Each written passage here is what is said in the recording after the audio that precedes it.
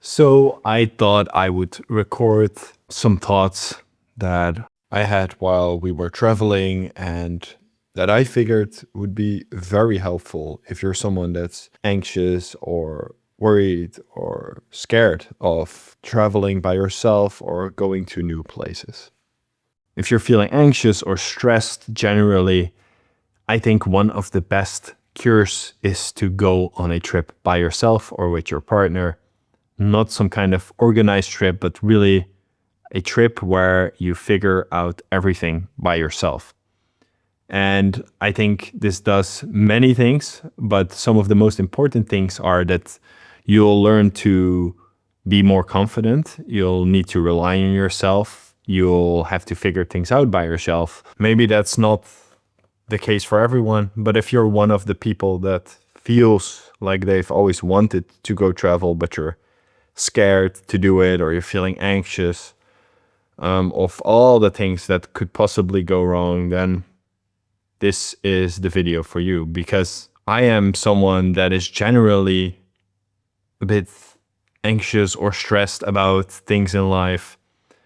And when you travel somewhere that you've never been before, or you're traveling by yourself for the first time, there are so many things that will be new to you. Everything around you is new.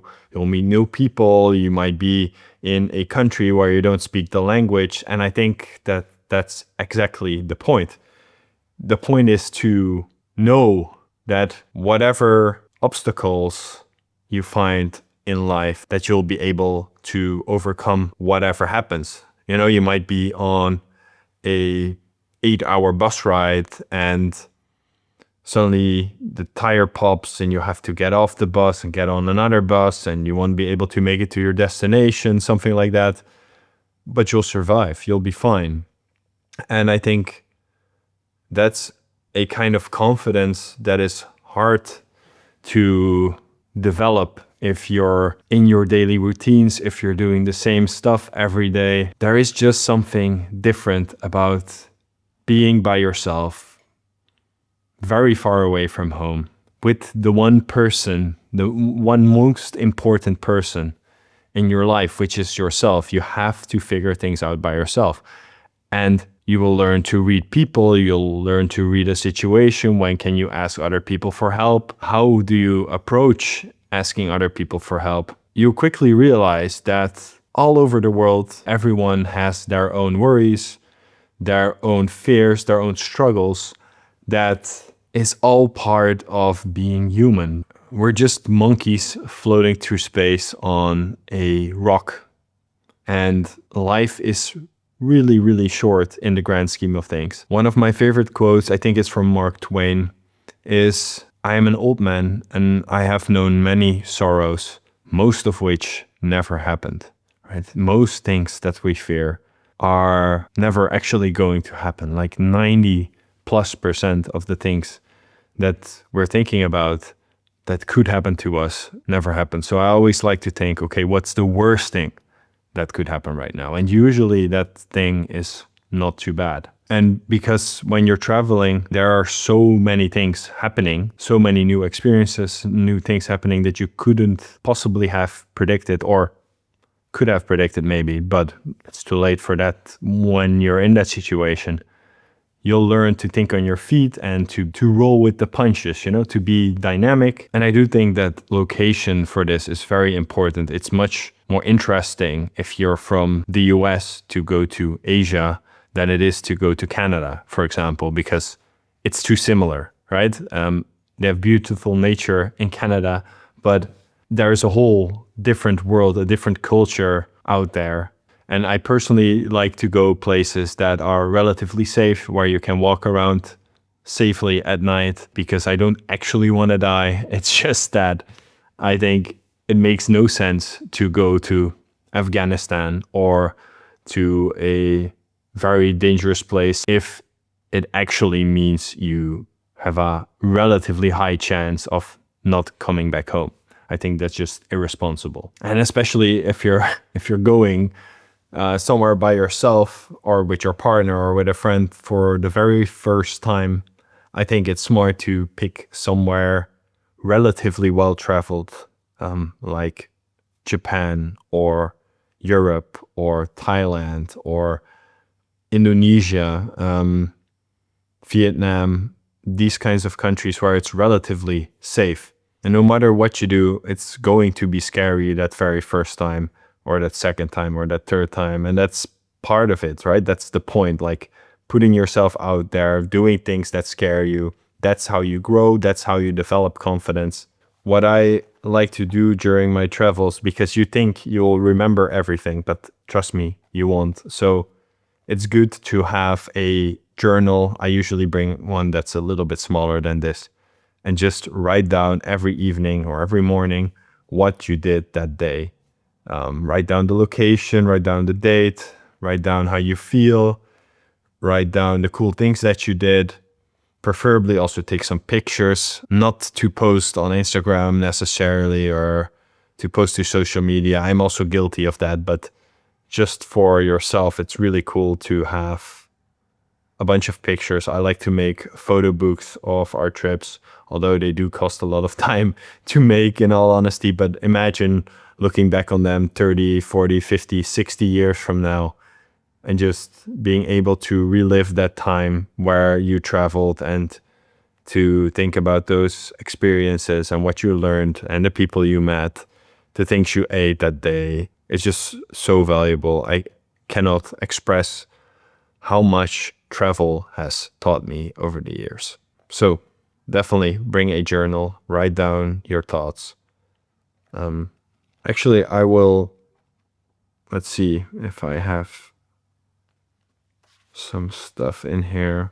For my last trip, I had a separate journal, and I don't have that here right now. But I wrote down my main takeaway in my main journal.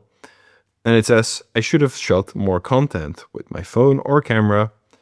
And I should have talked to the camera more to say what we're doing, like almost as a journal, like a vlog, I guess, just to have that context for when you're watching back those videos or those shots. I also write down things that I wanted to do. Oh, I have something here from when we were in Spain, Mallorca, in March. And I wrote, feel like this trip really made us both realize that we want to travel more. We're very grateful to be able to do this. We're going to Bali, Bangkok, Southeast Asia for a longer time this year, if everything goes well. And I really love that. I'm looking forward to it. I'm grateful for the amazing weather we had on this trip, for the good food, and sharing all of this with Jess, my partner. Yeah, I just write down anything I think of. 1 sec, I'll go get my my other notebook. All right. Got the notebook. I bought this one in Malaysia on the first or second day that we got there. I got some, I put some stuff in there, like our ticket for the Gardens to the Bay in Singapore. I wrote what I brought and what I liked about the stuff that I brought, because I brought like a 20-liter backpack, which is quite small. So it's important to know what kind of stuff you want to bring and what you don't like bringing. Can make a video about that. If you're interested, let me know. So I wrote, I got a new pen on the first day in Georgetown, Penang, on May 19th. And I wrote that I'm very happy with this new pen. We had a great breakfast in Kuala Lumpur. We took a Grab to the station.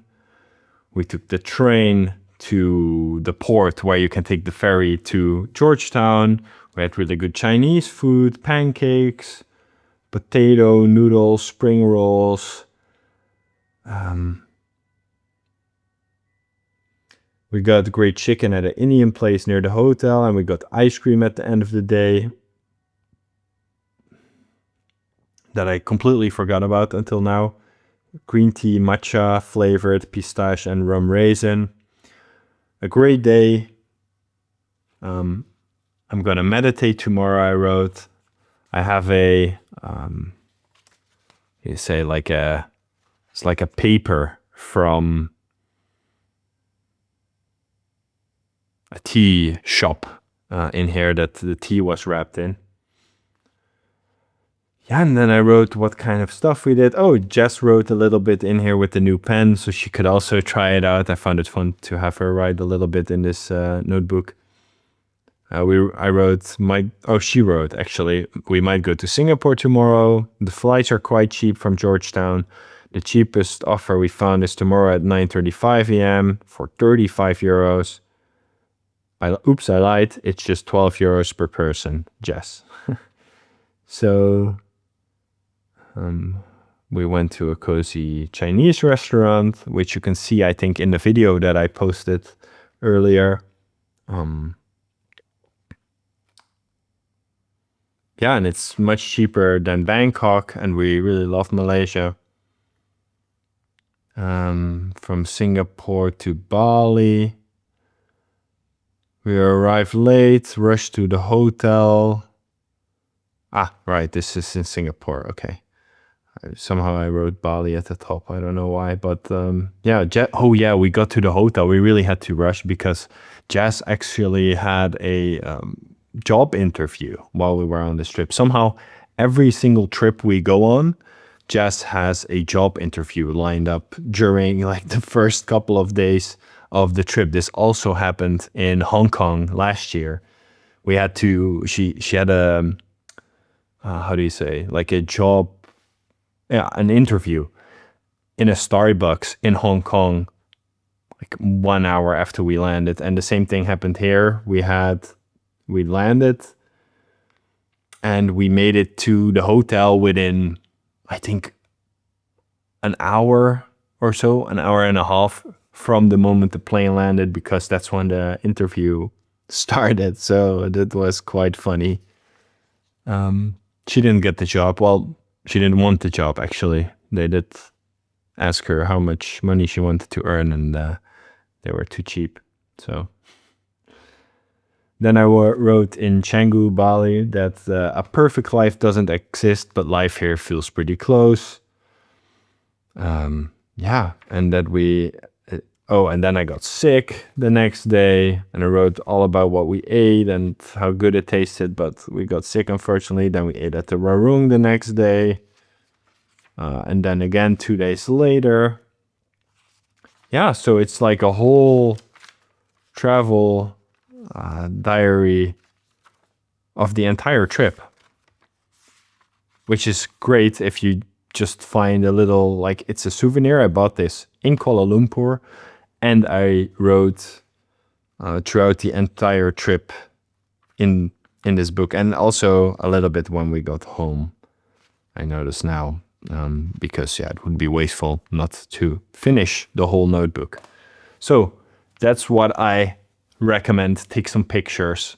It might sound cool to take pictures with an analog camera, but with the scanners at the airport, they will fuck up your film rolls.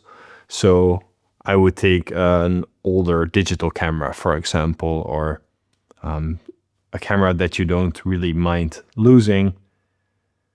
Definitely take a journal, write down the stuff you take, what you like, what you don't like. I never travel with checked baggage because it's a hassle, and I highly recommend that, because you might lose shit and then you have to figure out how to get that stuff, and you have to contact the airline, or you're waiting 2 hours at the baggage claim, and by that time you could have already been in the hotel chilling or going out for food. It just gives you a lot more flexibility, more time to enjoy, and to be honest, it doesn't fit on a scooter, which is a big downside in Southeast Asia. That on my first trip, we had to like come back to the place where you rented the scooter within like a few days, pick up the backpacks, this kind of stuff. While if you're traveling with only a backpack, that's not too big. You and your partner can take the backpack onto the scooter, onto a single scooter, and travel from point A to B to C and then back to A. And it's all just much easier than having an extra big bag that you have to drop off somewhere. I find it a hassle personally, and I feel like you don't need to bring that many clothes. We just do laundry once a week and it's fine. So that's it. I hope that you go on that trip if you're still on the fence. I hope after this video, you're no longer on the fence about it, that you'll actually go on the trip that you've always wanted to go on. And if you don't know where to go, don't worry, just look up some cheap flights, go there, and you'll have a great time. The destination, honestly, doesn't matter that much, I think, as long as you generally think that this place could be cool. Just go. It might surprise you. And if you want to go to a tourist attraction, honestly, you will hear a lot of people like, oh, it's too touristy, blah, blah, blah. It's usually touristy for a good reason. Just look past all the souvenir shops, try to ignore that. And yeah, usually very famous places are very famous for a good reason. I don't think you should skip them.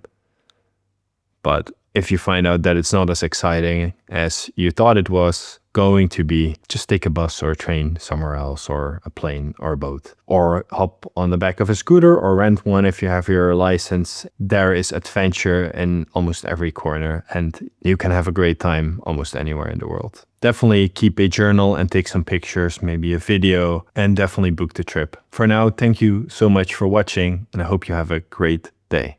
See you in the next one.